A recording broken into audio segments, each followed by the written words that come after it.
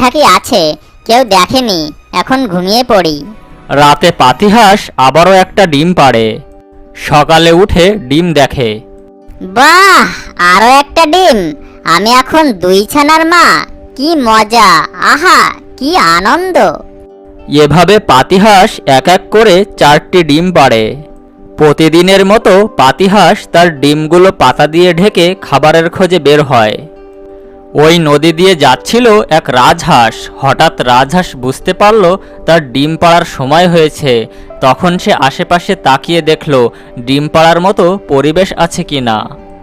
একটু দূরে বটগাছের নিচে সে দেখতে পেল ছোট্ট একটা বাসার মতো। মনে হচ্ছে ওই দূরে একটা বাসা দেখা যাচ্ছে। যাই, একটু এগিয়ে গিয়ে দেখি। হাঁস সেই গাছের নিচে যায়। সত্যিই তো, এটা মনে হচ্ছে কারো বাসা, কিন্তু এখানে পাতা দিয়ে কি ঢেকে রেখেছে দেখি তো।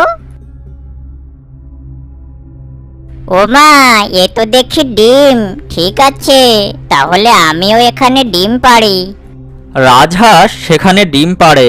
ডিম পাড়া শেষে আবার পাতা দিয়ে ডিমগুলোকে ঢেকে দেয়। তারপর সেখান থেকে চলে যায়।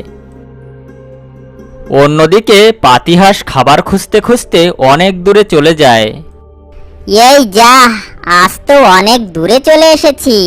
বাসায় ফিরতে ফিরতে অনেক রাত হয়ে যাবে দেখছি। যাক, আজকের মতো অনেক হয়েছে, এখন বাসার দিকে রওনা দিতে হবে। পাতিহাঁস বাসায় ফিরতে ফিরতে সত্যিই অনেক রাত হয়। অন্ধকার হওয়াতে পাতা সরিয়ে ডিমগুলো দেখতে পায় না, কিন্তু ডিমগুলো যে সেখানে আছে সেটা বুঝতে পারে। রাতে সে আবারও একটা ডিম পাড়ে।